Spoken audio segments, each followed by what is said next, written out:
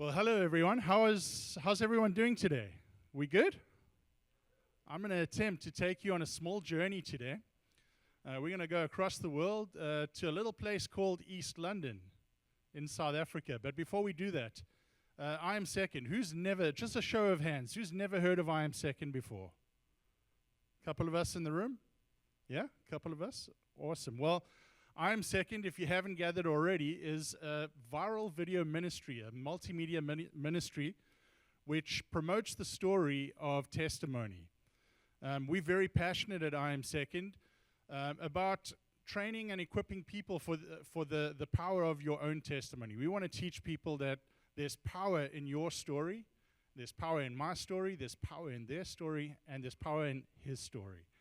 And I just wanted to encourage you because there was a time in my life where my story was not ever at the top of my priority list. You know, I felt ashamed. I was a very private guy, never liked to share my story, and never liked the limelight, and just preferred to be quiet about my story. And the enemy wants to do that with every single one of us. He wants to squash your story because he knows there's power in your testimony, and there's power that can elevate and advance the God's kingdom. And so I'm going to take you on a small journey today, and we're going to show you a little bit about what happened in my story, and I give God all the glory for this. This is 100% a miracle that he did in my life. So let me move on from here. If the clicker will work. There we go. In case you haven't met my family already, this is the Joneses. I always laugh because this photo is a year or two old. No? I'm getting it wrong? Many years old. Okay, so my kids look a little different. Well, I'm going to put them on the spot, seeing they put me on the spot. Just stand up and wave to the congregation. Say hello. Caprice, stand up. Stand up. Give them some encouragement. As a dad, I've got to use every opportunity I can to embarrass these kids, because eventually they'll, get too old and leave the home, and I won't have that power anymore. So I really love to do that whenever I have the opportunity. So, who am I and why am I here? As you know, my name is Shawn Jones. I am the representative for I Am Second. I almost said I'm the salesman. I suppose in some ways I am.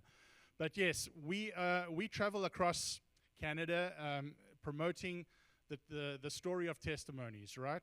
Which is what I covered already. But it's really important that I think everyone just gets a good understanding of how important it is to lift up your story and to share it with your people in your sphere of influence, okay? And we call this our oikos, our household. Now we're going to get into a crazy story. A little story of my life. And to do that, I'm going to take you back to 1979, when I was born. Any guesses as to where I'm from? There's a clue. Australia, no. There we go, sir. We are going to be good friends, I can tell. I can already tell. There's a space view of South Africa lit up in the evening time. One of my favorite pictures of the country. Little East London is the town I was raised in. I was born in Johannesburg, but as a baby moved to East London in 1979, believe it or not. And this is a picture of our harbor and another picture of our coastline. Beautiful country, beautiful coastline, coral reef, white sand beaches. It's a really beautiful, beautiful place. I was born to a middle-class family. My father was a diesel mechanic, and my mom was a housewife raising 4 boys. And we were a handful. We were all into sport and into mischief, and that's where our story begins. There's a picture of my grandfather and my grandmother and my mom and us 4 boys. Look at me in the blue sweater. You just see trouble, don't you? Anyway, my story was a happy one until around 10 years old, where my parents unfortunately split apart and got a divorce. And my parents struggled with alcoholism in their lives. And because of this, it led to a divorce, and my parents both remarried. Both their new partners struggled with the same thing. And so, this caused very much a lot of brokenness in our home. There was lots of abuse. What I found is we kept moving around. We moved from city to city. My stepdad really had trouble keeping a job and really seemed to cause a lot of chaos wherever he went. There was lots of abuse, including physical and mental abuse. And I just found myself growing up in a very tormented, confused, angry, frustrated type of way, right? Things were not settled and not easy at home for me. And we weren't Christians. I think it's important to just make mention of that. My parents were atheists. At a very young age, they discovered something, though. They discovered that if they party on the weekends, Sunday mornings were really difficult in our household, because us boys, we didn't care if my parents were partying. We wake up early and we just cause havoc. So my mom discovered, man, there's this bus that comes by early on a Sunday morning, and it picks up all the kids, and this seems too good to be true, right? Take them to Sunday school. Even though they were atheists, they thought, well, you guys could really use a bit of Jesus early on in your days. So let's just ship us off to Sunday school every Sunday. And we had a healthy education of who Jesus was. And this was often done through puppet shows at our Sunday school. And I got to tell you, I don't know if this church embraces puppet shows, but go easy on the puppet shows because they can traumatize kids. I saw the crucifixion of Jesus Christ in a puppet show, and I never ever went to bed without praying for my sins and for forgiveness. So just from an early age, I had an idea who Jesus was, but I didn't follow him.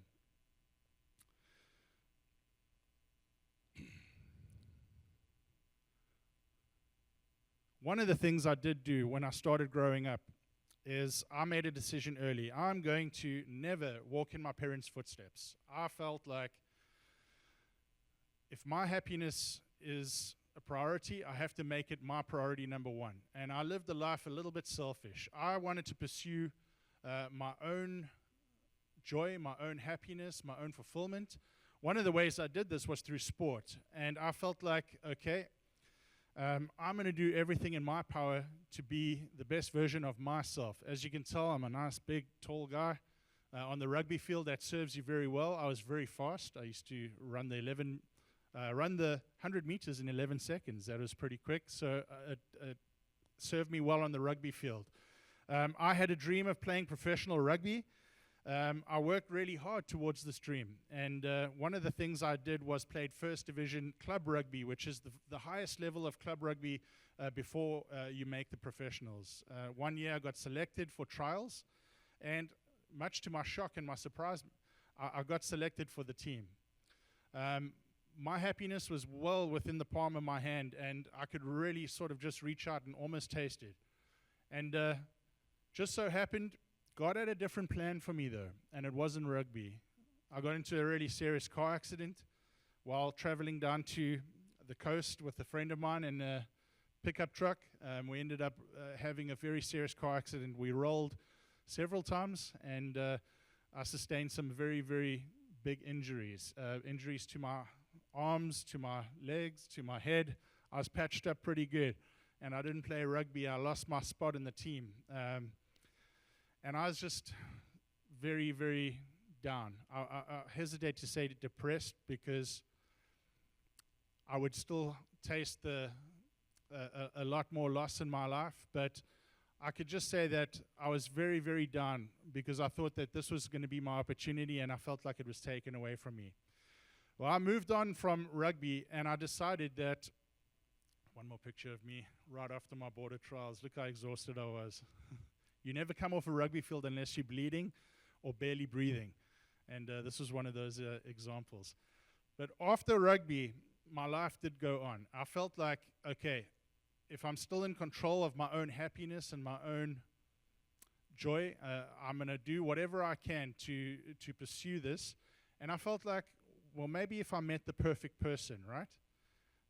Enter this beautiful French Canadian. And wedding bells were in our in our near future. I met Isabel in Dubai. She was a singer in a Canadian band, a 7-piece band. I was a bartender, flipping cocktails and making a mess in the bar because I wasn't very good. But early on, I saw her and singing singing on stage, and we just fell in love. We were two lovebirds, just hopelessly in love, and we dated for 6 months in Dubai. Now I got to get the dates and stuff right because she's watching me with those eyes. But a long story short, look how handsome I was before I ate too many pies. A long story short, we, once again, my happiness was in the palm of my hand, right? Did not quite know Jesus very well early in our marriage. I decided that maybe meeting the perfect woman, that would be the answer to my happiness in my life. And that's what we did. We got married. We had our first child inside our honeymoon baby. We had our first kid. She was 12 months old, where our whole world changed. Once again, God had a different plan for me. Not necessarily that my wife wasn't the reason for all my happiness, but He wants to be first. You ever get that in your life? Where Jesus, maybe you've got something great and something good, but God wants to give you something bigger and better. And that's what He wanted with me. He wanted my heart. He was going to pursue me at any cost. And if there was anything that got in the way, well, He was going to do something about it. And Isabel and myself, beautiful couple, married, had our first child, and after 2 years in the country, we eventually discovered that Isabel was in the country illegally. The South African Home Affairs deemed that she didn't have the correct paperwork because of a mistake that was made on the South African Home Affairs side, where they didn't give us correct information for her to stay in the country. And this was just devastating because a 12-month-old baby, still breastfeeding, and mom had to be deported, right? And this was just a life-changing a moment in our lives. This was devastating on many levels. Me as a father, I just wasn't really prepared. Isabel was such an incredible wife and a mother. I was still pursuing rugby a lot of the time when Asacia, my oldest child, was born. So I'm not saying I wasn't present, but I didn't do a lot of the fatherly things that I should have done in the early age of my daughter. And so I wasn't equipped to be a single dad while my wife was deported and sent to Canada. I was stuck in South Africa with my little baby, and I barely knew how to change a diaper. It was terrifying. But mom was in Canada. We started a battle with Home Affairs and with the legal team. We fought as hard as we could, and approximately 4 to 5 months was the period of time that Isabel was separated from our little girl, Asacia. After 5 months of battling with Home Affairs, we finally got permission for her to fly back into the country for 48 hours only, pick up the baby, and then she had to leave again. And so my misery continued. Now I had no wife, no baby, and I was stuck in South Africa all alone.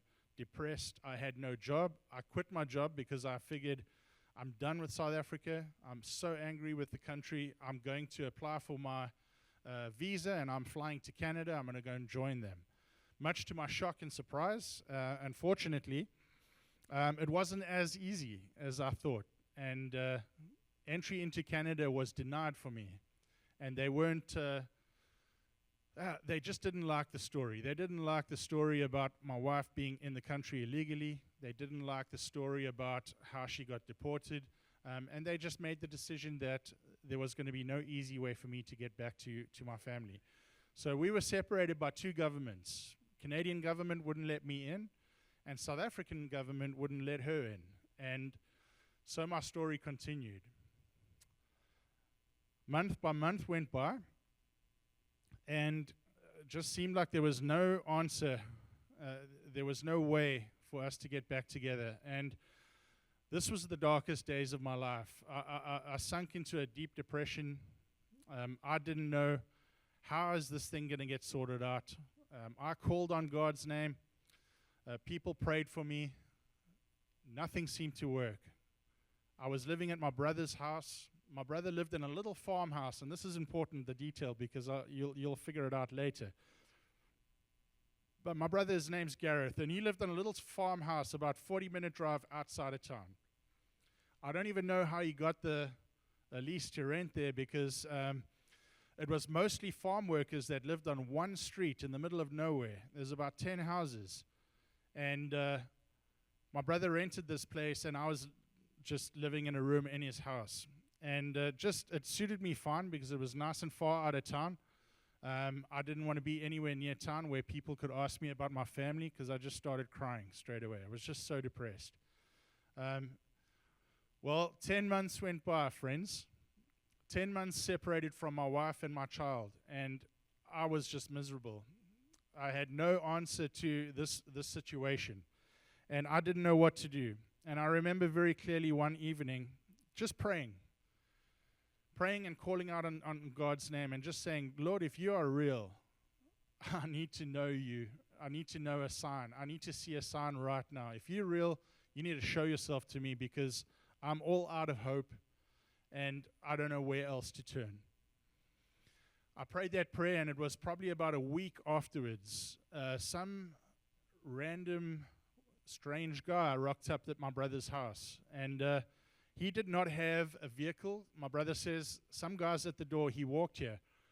So we assumed he was probably one of the guys that lived in the farmhouse down the street. He said he was a youth pastor, and he wanted to pray for me. And I told my brother, listen, I don't want to see anyone. Send the fruitcake away. Much to my shock, I remembered, hang on a second, I just asked God for a sign, and some random pastor rocks up at my house. Okay, hang on a second, I'm going to give God a chance here. So I said to my brother, let him in, and actually I'll speak with him. I'll talk to him. Well, this gentleman walked inside the house, and he was the strangest looking man that I've ever seen in my life. He looked like an alien. He had big bulging eyes. He walked with a slight hunch. He had very, very bad skin, like acne on his skin. And he looked a little older than he actually was. And the sweetest man, though. Just a radiant, kind-hearted soul. And he seemed to know everything about my story, which I didn't find strange, because our story was very public. It was in the newspapers. It was on radio. There was a lot of public support where people were trying to help us. And so he prayed for me. He prayed a prayer that was very similar to 1,000 prayers I'd heard before. It wasn't very different at all. And then he asked me something strange before he left. He said to me, Shawn, would you be willing to do anything to have your family back? I kind of looked at him like, of course, yes. Obviously. And he said, well, in that case, would you fast with me for 1 week? I looked at him. I said, yes, I'll fast with you for 1 week. And then I said, what is that? What is fasting? And he explained to me. He said, well, fasting, Shawn, is, he explained the process to me, and he gave me a good description of what that was. And I figured, well, I'm barely eating anything anyway. This will be easy. No problem. Let's do it. Friends, I wanted to really give God a chance. I was very serious about this. And if he thought that fasting would help, I was all for it. And so we decided in that moment we would do a food fast for 1 week, and in order to see God really move and answer this prayer. Well, a couple days went by, and it wasn't too bad. I was doing well. By the third day and the fourth day, I was struggling, if I'm totally honest. I'm a big guy. I need my calories. I need my steak. I need my beef. And it was hard, I'll be honest. And I started to wonder, did he mean a business week, like a 5-day week, or did he mean like a full 7-day week? And unfortunately, I didn't get his information. I didn't get his phone number, so I couldn't even call him to check up with him. I just figured he lives in one of the houses down the road, and I'm not going to go knocking on doors to ask this guy, hey, is it 5 or 7 days? I just figured he'll probably follow up with me if it's a 5-day fast, a business week. He'll follow up with me on Friday afternoon. Well, Friday afternoon came, and to my shock and horror, he didn't come. So I figured, okay, he must have meant a 7-day week. And I fasted for the Saturday, and I fasted on the Sunday as well. Well, who wants to guess what happened on Sunday? Nothing happened. I wish I could tell you that it was a happy end to my fast, but it wasn't. I had no solution to the problem. My wife and child were still in Canada. There was no evidence that the situation had changed at all. To make it a little worse, my youth pastor friend who came to pray and fast with me didn't even have the decency to follow up with me on the Sunday evening when we broke the fast. And I was angry.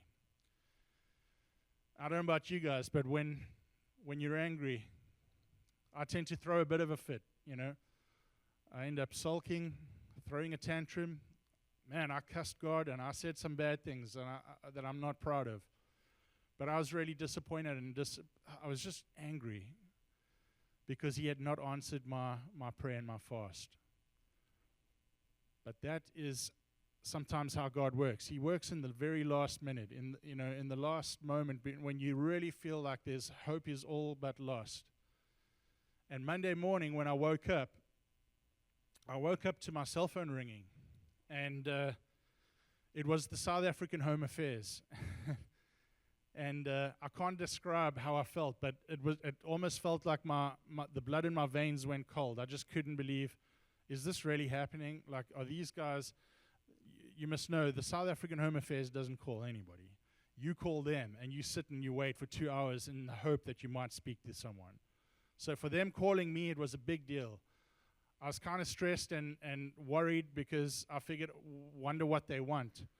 Well, they wanted to meet with me, and they wanted to see me in town to discuss my situation. I hopped in the car with my brother as quickly as I could, and we shot down to town. And I met with the head of Home Affairs, Mr. LeKay. I'll never forget. We were trying very hard to resolve the situation with Mr. LeKay, and he was a very busy man, not always available. And so when we connected with Mr. LeKay, we walked in, and he kind of was, Shawn, what's going on? Why the bad press? Like, why all the aggression and all the bad stories? Like, how can we make this go away? And I was angry, man. I was like, well, you guys caused this mess. And so he asked me to share the story. Just tell me exactly what happened right from the beginning. We unpacked the story, and I explained to him how the lady in room 101 gave us the incorrect information, and he seemed to know exactly what I was talking about because they had problems with this lady before. And here's what he said to me. He said, Shawn, I'm willing to try and help you the best that I can. We won't admit public guilt for the mistake, but if you're willing, I'm able to give me 48 hours. I can have your wife's ban lifted. I will expunge the huge fine that they fined me, and we can pretend like this never happened. And I just wept like a baby. You must remember, it's been 10 months. It's almost been a year I've been separated from my family. And more than that, I was kind of terrified because I'd said some bad things to God, and I just realized He's real. Well,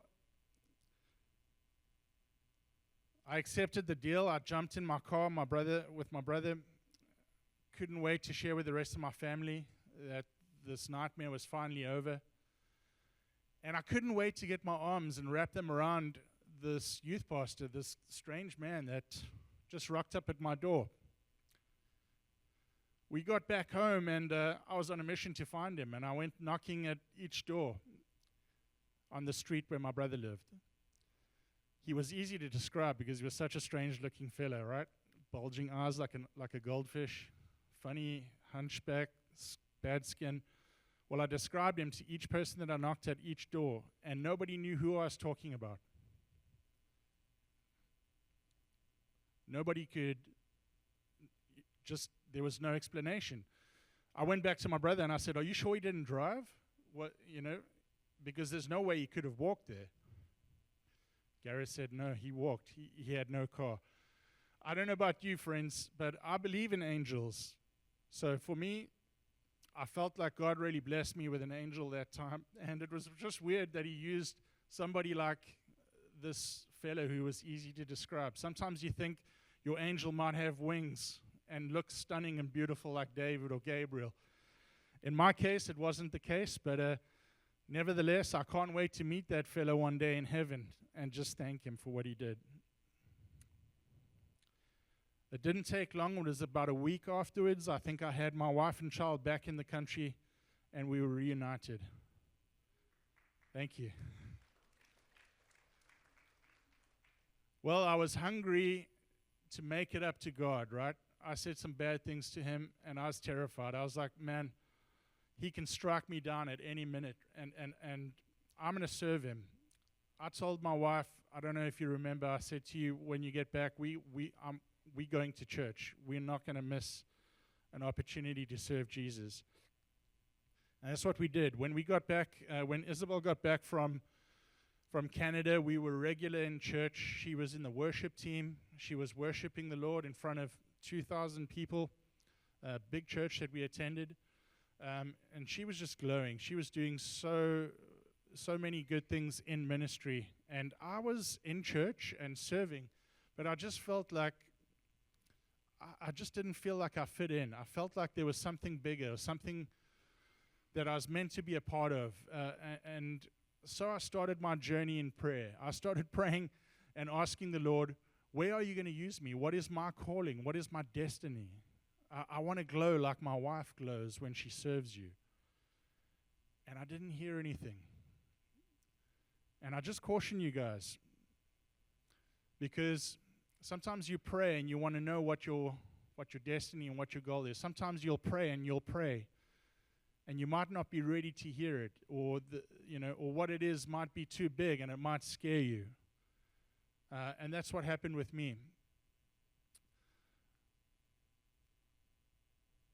Picture of us after we got back united.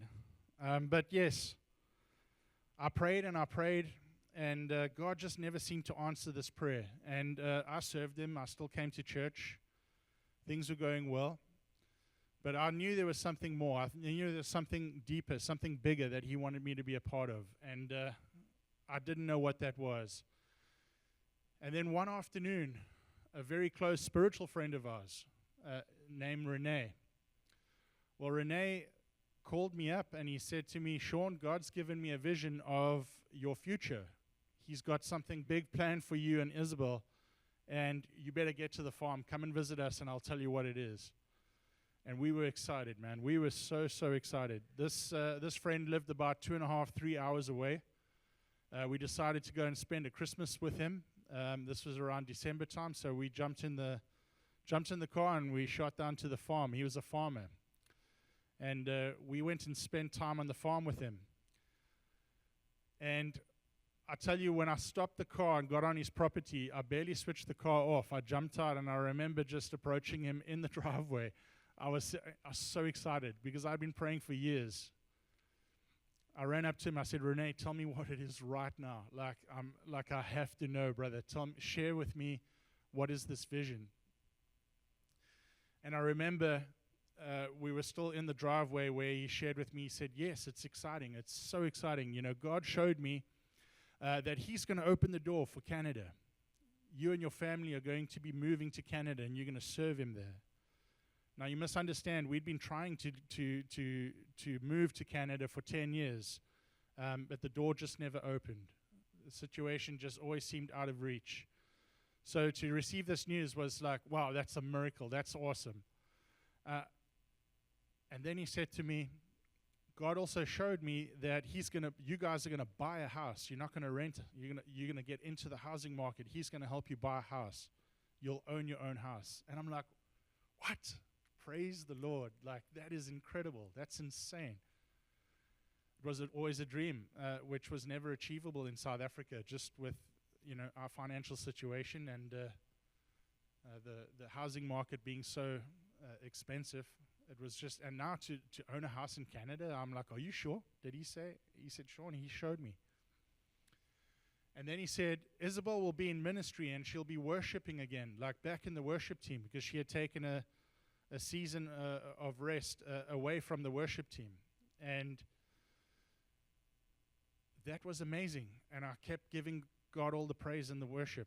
And then he said to me, Shawn, you also are going to be called into ministry. And I was just so amazed. I'm like, oh man, that's incredible. Okay, what am I doing?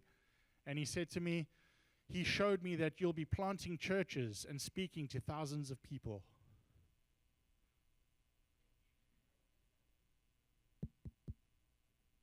And I said to him, I said, Renee, planting what? Trees? He said, no, churches and speaking to thousands of people. I said, are you crazy? Like, I laughed out loud in his face. It was kind of disrespectful because he was a spiritual mentor of mine, gifted in the prophetic, and he wasn't often wrong. But I laughed out loud. I just thought, this is so crazy and so ridiculous. I don't have a theology degree.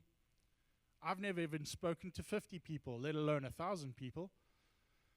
So it didn't make any sense. And this is why I cautioned you, when you pray, careful what you pray for, because he'll give you a glimpse. And I was terrified. I was thinking, you got to be wrong. You just got to be wrong. There's no way. And so our journey began. God started opening the doors that he said he was going to open.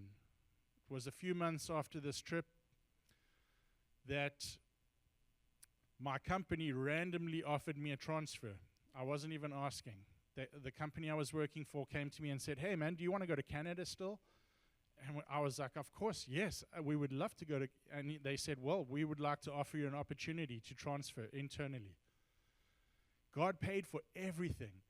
He paid for the plane tickets. He paid for the container. He paid for everything. The lawyer's fees, everything. It was just an easy trip. After 10 years of struggling, the door was just blown wide open. And a couple months later, we were in Canada. After spending my first year in Canada, it was a little difficult. And God will do that. He'll make sure that there's no other way you can take his glory. The first year in Canada was a tough year for us. It was kind of like God picking me up by the feet and just shaking me until all the money had fallen out of my pockets. There was no way for me to afford a down payment on a house. And then he said to me, okay, my child, now I'm ready to get you a house. And I'm like, Lord, are you serious? I don't have a penny to put down a deposit. And he sent somebody to from our church, somebody who barely knew us. This lady was sent to us and said, Shawn, God told me that I'm going to help you buy a house. And she found out what we were paying at a rental in Burlington, and she said, this is crazy. I'm going to get you into a house. You're going to own your own house. I will pay the deposit for you, and you can pay me back one day, like whenever you can. I mean, God is sure big. He's a big God that we serve. His miracles are just boundless. And that's what he did. We moved into a house. Now, keep in mind, he's answered the Canada call. He's answered the house, and I'm starting to get nervous. Then my wife gets called into ministry, and she starts serving in a ministry, and she gets back into the worship team at our church. Hallelujah. Just what a beautiful gift. Again, one more thing's answered. And I'm getting more and more nervous, because it's like I'm next, right? I'm up. And that's what started happening. Just random guys used to come up to me, introduce themselves, and they used to be connected in church planting of some sort, and I used to put on my running shoes and I went for a jog. Actually, I sprinted every time I heard anyone had anything to do with church planting. I got out of there. This happened several times. And it was at a church men's conference in Burlington. where I went into this church. I was invited by a friend who had an extra seat. And I was really seeking the Lord at this time. I wanted a new message from Him. I wanted a new plan. I wanted to serve Him.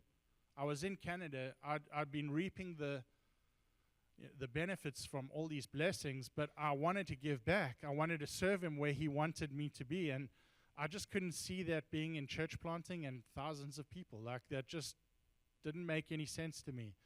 At this church conference, this men's conference, I was crying out to the Lord. You ever do that where you're just on your knees and you're begging Him, speak to me, Lord, give me a clear picture of what you want to do in my life? I've been there a couple times in my life, and He always seems to answer. And so in the break, you'll always know where to find Shawn Jones in the breaks. I was next to the coffee machine and the cookies, not far away. I was standing there in one of the intermissions, and because I'm blessed with the height, I'm standing above everybody else, and I see this elderly gentleman making his way across the room towards me. His eyes are fixed on me, and he's pushing his way through the crowd to get to me. And I'm kind of giggling, I'm laughing, like, this is hilarious. Like, he looks like he knows me. I'm looking at him, I don't know you, sir. And he makes his way to me, and he says to me, young man, I don't know what it is, but the Lord wants me to connect with you. And I'm like, thank you, Jesus. This is it. It's happening. He's going to give me the clear as day signal. I took his card, and I was petrified. I don't want to see church planting on this card, right? I look at the card, and it says NAMB. NAM. I don't know what NAM is, but it sounds like lamb. Sign me up.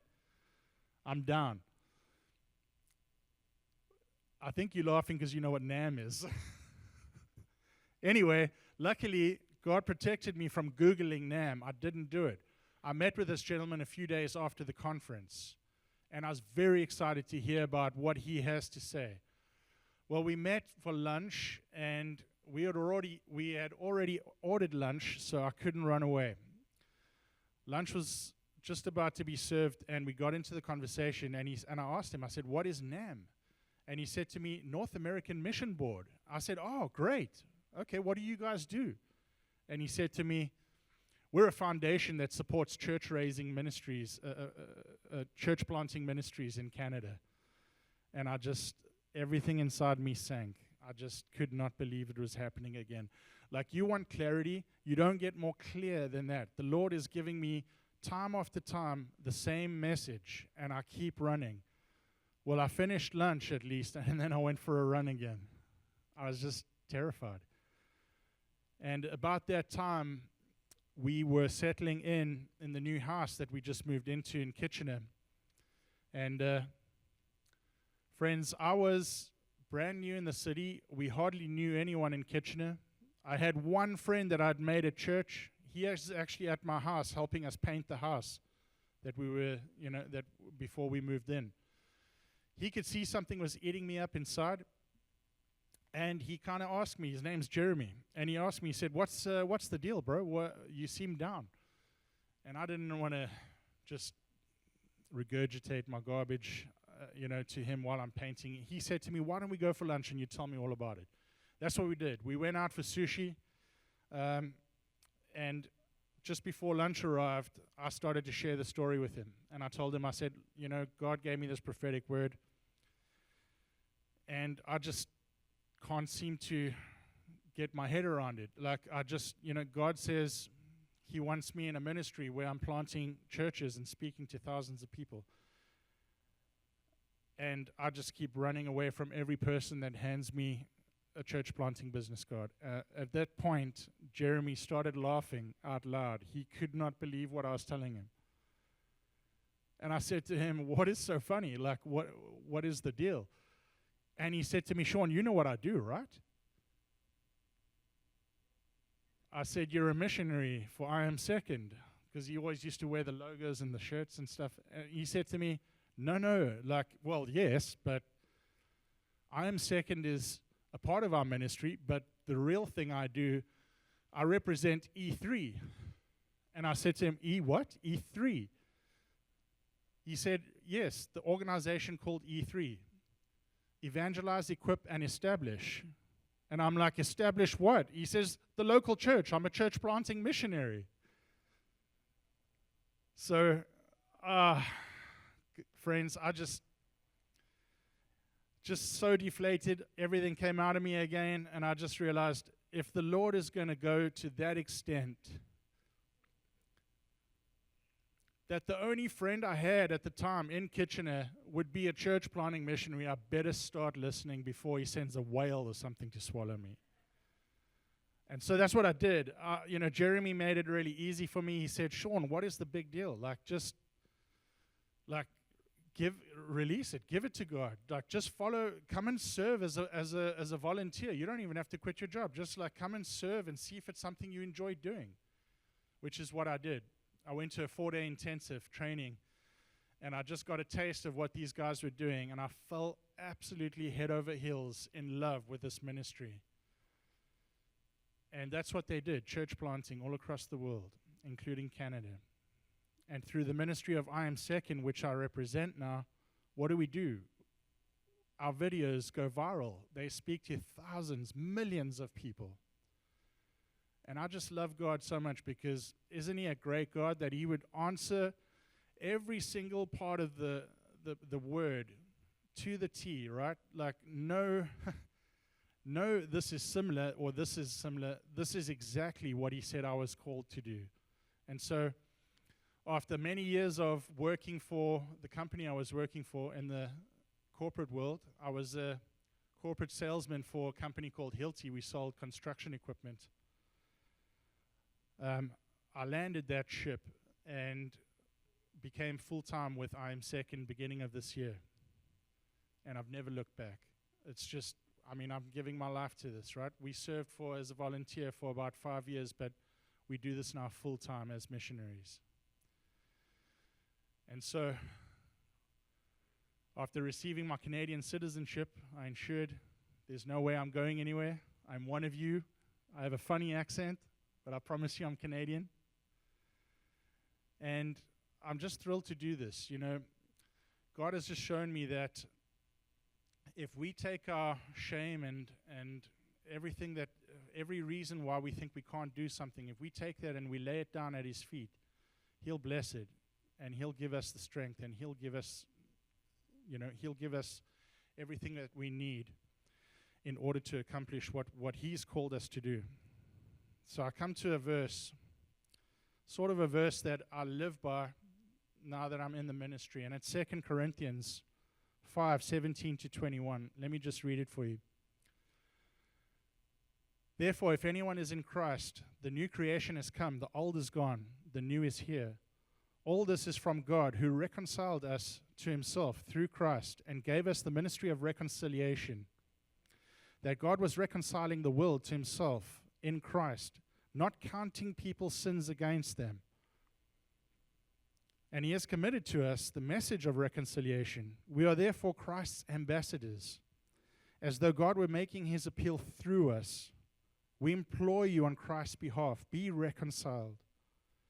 God made Him who had no sin to be sin for us, so that in Him we might become the righteousness of God.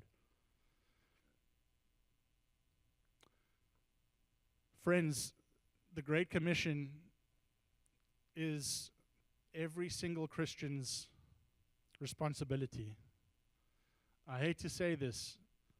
As much as I think Pastor Dave and Amanda are incredible, it's not their job to get to fill these seats. And not just these seats, God's seats, the kingdom seats. We got to get up and do something about what we can to fulfill the Great Commission. And this verse tells me that it's an urgent call, right? It's urgent. It's every single one of us, our job to be reconciled and to share our testimony. Now, we're going to come back in a couple of, weeks, months, Pastor Dave. 1 month. We're going to come back, and we're going to be coming back and offering an incredible opportunity for people to learn more tools on how to do this. what to say, how to say it, when to say it. And we're going to answer a series of questions that are going to equip you guys with the right tools to be able to share your testimony and how to share God's story, because I think that's very, very important. We're going to offer you some other ways that you can do it just right now while I'm on the pulpit and I have the mic and no one can take it away from me. I'm just kidding. I'll hold it loosely. But there are other ways. The right story can change your life. We have a website with over 260 stories online. These are free to access and easy to share. I encourage you, go to iamsecond.com and check it out.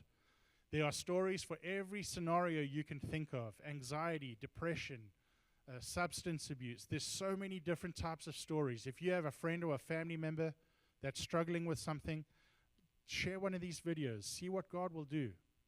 I have a crazy, crazy testimony about how God blessed my family through these videos. Please, clicker, you're almost there. Another way we can also be blessed is by buying the merch. We come with a little bit of merch at the back. The merch is a great tool that we can use to open up a gospel conversation. We can start sharing with someone. When somebody sees an I Am Second t-shirt, what do? They walk straight up to you and be like, okay, what is the deal with second? Who's first? And that gives you the perfect opportunity to share. Well, Christ is first in my life and I'm second. If you scan this QR code, I'll leave it up for a few minutes. This will take you straight to our website where you can see the videos. Friends, I just thank you so much for listening and hearing our story today. Again, I give God all the glory. He really has changed my life. If you knew me a few years before, when I was still the selfish rugby guy that was only interested in himself, you would not recognize me now, which is something that my family keeps telling me in South Africa. Who is this guy, Shawn, and what have you done with him? Like, he's a new creation. And that's exactly what that verse was saying, right? We are made new. So I thank you again for this incredible opportunity. Thank you, Pastor Dave, for allowing us the time to share this story. And be blessed. Thank you so much.